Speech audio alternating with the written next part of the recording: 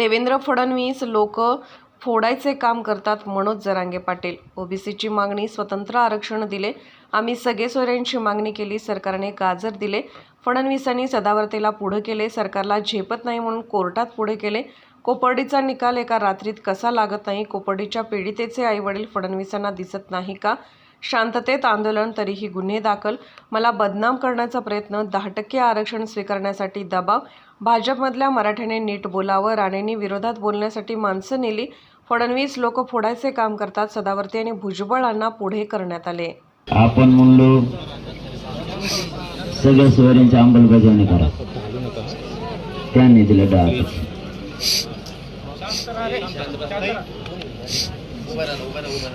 त्यांनी दिलं 10%. आपण मागितलं ओबीसीतून, त्यांनी दिलं देण्यात का हरकत नाही. ओबीसीतून आपल्या सगळ्या सोयरीची अंमलबजावणी ते करायची, ती केली नाही. तुम्ही भरायची नाही गप ना.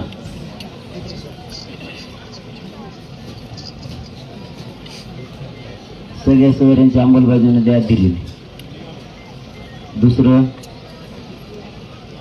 मग मी त्यांना शिव्या दिल्या असं त्यांचं म्हणणं आहे. आता त्या उपोषणात झालं की असं मी मान्य पण करतो.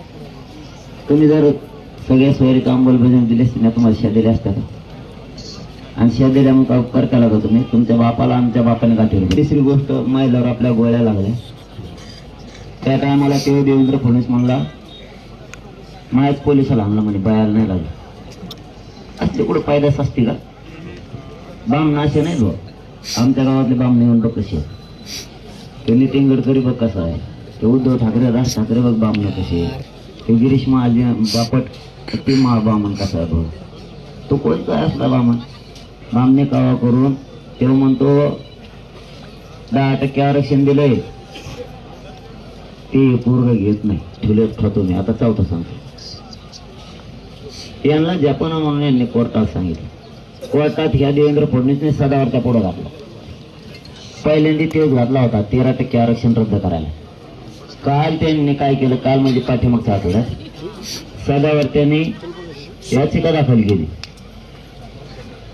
आणि देवेंद्र फडणवीसने त्या सरकारी वकिलाला पाठवलं तिथे. आता खाजगी एखाद्या माणसाने जर याचिका दाखल केली त्याच्यात हस्तक्षेप नाही करता येत सरकारला. सरकारला सेपरेट करावं लागते. तरी त्यांच्या आडून गेला आणि काय सांगितलं? याला उपचार घ्या म्हणा मला. बरं मी सर त्या मान्य न्यायालयाला काय केलं? ॲडव्होकेट जनरल सराफला त्या सदावर्तेच्या याचिकेत हस्तक्षेप करायला लावलाय कराटे. आणि त्या रात्री 56 आमदार एकत्र होते आणि यांनी सांगितलं की उद्या त्याला ह्या जरंगीने रास्ता रोको राज्यात पुकारले 24 तारखेला. आणि जर 24ला यांना रास्ता रोको केलं तर आणखीन मराठ्याचं वजन वाढत. ही यांची खाजगी चर्चा. आणि म्हणे आता कोर्टानं आजच्या 23 तारखेला निकाल द्यायला पाहिजे की ही जबाबदारी मराठ्यांची आणि जरांगीची म्हणून निकाल द्या. आता कोर्टाने 13 तारीख देऊन द्या. एखाद्या भाजपाच्या नेत्यांनी माकडाने बोलू नये मराठ्याच्या मंत्र्या खांद्र्याने. मी फक्त उदाहरणं दिली होती मोगाचे की यांनी मोठमोठे नेते असून कसे जिरे सांगून फोडले, तशी परिस्थिती मराठ्यात फूट पाडण्यासाठी तो करायला लागला मस्त. आता म्हणून मी त्याला सांगितलेले की चल मीच येतो तिथं, तुला काय गोळ्या घालायचं ना काय करायचं नसतं, तू समोर समोर येतो. तू खास बामणाचा असला तर समोर मी खास मराठ्याचा म्हणून समोर येतो. दोघांपैकी एकदम कोणी जाईल. पोलिसाचा घेऊ नको. मी इतका घाय तरी काय बुक्के तो दाता पाडितो का नाही बघ. तू समोर ये, मी समोर येतो. पोलिसाचा वापर करून बाकीच्या कुठाने मला शिकवू नको. आणि 23ला निर्णय आल्यावर मराठ्यांनी शांततेत रास्ता रोको केला. आता काय झालं सांगतो. काल शांततेत रास्ता रोको झाले. राज्यभरात आपल्या पोरावर गुन्हे दाखल केले. शांततेत करून सुद्धा पीआय सांगतो एसपीचा आहे आणि काही एसपीचं म्हणणं आहे डायरेक्ट गृह मंत्रालयात नव्हतं. आणि हे सांगतो तुम्हाला हे गुन्हे दाखल केले त्यांनी काल. हे प्रकार एक झाला. दुसरा प्रकार सांगतो. यांनी दिलं 10%.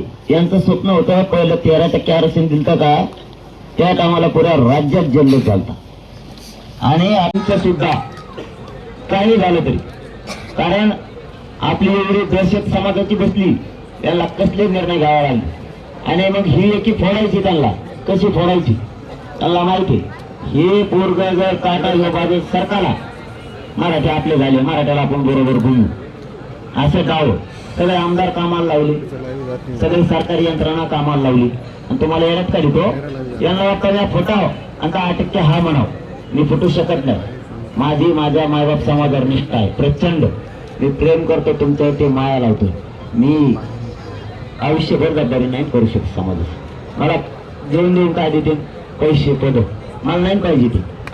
मला तुम्ही पाहिजे, माझं दैवत समाज.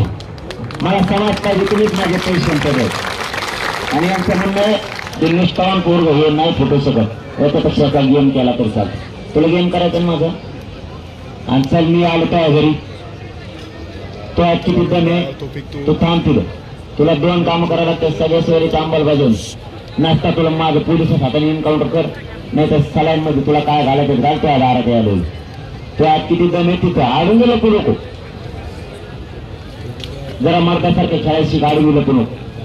खोटे आरोप थोडे काय दिवस बंद कर. बघ येतोय का नाही, फक्त पोलिस बाजूला कर आणि पोलिसाच्या हाताने नसता एन्काउंटर कर.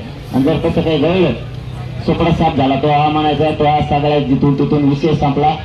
14 राज्यात तो आज धिंगाणा झाला आणि कमीत कमी 10 वर्ष दंगली जात ध्यानात राहू दे. मला शब्द देतो कारण मराठा कवा झाला तर माझं सरकार नाही. मी आलो फक्त आता माझी मराठा समाजाला एक विनंती आहे. तुम्ही लवकरच चालताय, हे परत 10-15 किलोमीटर चालताय तुम्ही. 10-15 किलोमीटर मग रागात चालणं सोपं नाही.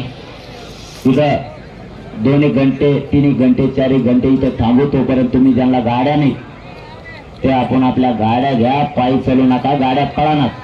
कारण आपण काय रॅली काढेल नाही. आपल्याला त्याच्या दारात जायचंय. मला नसता मग तुम्ही जागेवर थांबा. मी एक गाडी घेऊन सागर बंगल्यात त्याच्या जातो. तो कसा देत नाही. सगळ्या सोयरीच्या अंमलबजावणी त्याला कोणतं एन्काउंटर करायचं ना त्याला बघू. त्याला असली अवलाद कवात भेटली नसेल माझ्यासारखी डायरेक्ट अंगावर घेणारी. त्याच्या अंगावर जाते आणि ते कुठेही म्हणा महाराष्ट्रात सुद्धा. आता तो त्या घरी चाललोय पण तो महाराष्ट्रात कोणत्या कोपऱ्यात आणि राजकीय नेते बी मराठ्यांच्या पाठीमागे उभा राहू नका. आणि तुम्ही गावागावाने मराठ्याची घेऊन टाका. आता मग तुम्हाला विकास का कळणार आता उद्या सकाळपासून. तुम्ही नाटकं लावलेत का? मी काय चूक नाही केली. मी मागणी केली. हे रात्रीतून निर्णय फिरायला लागले आणि देवेंद्र फडणवीसला मी इकडे उपोषणाला बसलोय. याला जास्तच स्थान सापडायला लागले. 16 दिवस झाले ते म्हणते मरू द्या काटा निघा आपल्या मधला. जाऊ नका येऊ नका. आणि रात्रीतून कोर्टाचं बदलून घ्यायला लागले. नेते बदलायला लागायला लागले. कसली बी माकडेमध्ये उभा करून आरोप प्रत्यारोप करायला लागले.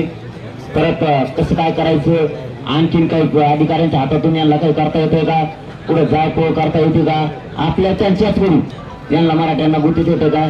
बघू बरं किती किती दंड मी यायला लागलो. तुला काय काय करायचं तिथं धडे गिरू आपण दोघं सागर बांगला तिथं दोघं गिरू काय काय करायचं. तू मला सांग काय काय करायचं, मी तुला सांगतो काय काय करायचं. तुला दात एक एक काढून इकडे मराठ्याच्या हातात देतो उपटून दाखवतो. तू फक्त समोर थांब. आता तू समोर थांब. त्याला वाटतं मी चांगले जिरवली. सगळे पक्ष जपकार केले. मी इथं पक्ष म्हणून किंवा भाजप म्हणून बोलत नाही. मी फक्त देवेंद्र फडणवीस म्हणून बोलतो.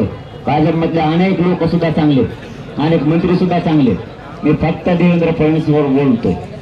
आणि भाजप मधल्याला कोणाला काही नाराज होती गरज नाही. आणि झाली तर तोही काही गरज नाही. मग मराठी तुला दाखवून गेलो. तो कोण सांगायचं इथं कोणत्या पक्षात संबंध नाहीये. आम्ही काहीच केलेलं नाही. तरी जाणून बुजून षडयंत्र रचितो. ते SP एक जाणलेला नवीन आले त्याला सांगतोय गुन्हे दाखल कर. त्या ब्रह्मराव लोणीकर काहीतरी मॅटर घालतो पण ती केला नाही तिने. एखाद्या लोणीकरच म्हणलं असतील लोक करू नाही तर म्हणला आता तेव्हा असं म्हणला जेव्हा SP जालण्याचा की तुमची गाडी आडी देऊन मराठ्यांनी मग काहीच करता येईल आता करायला की काही नाही. मग मी असं करू का, तुमच्या मागची गाडी आलेली आमची पोलिसाची म्हणून करू का, असं SP असतो का बाजू. एक तर मराठी बोलता नाही हंगारे सगळ्या दुनियात होते. नवीन त्या बदनापूरचा कोणती त्याने काल पोरावर लाठीचार्ज केला.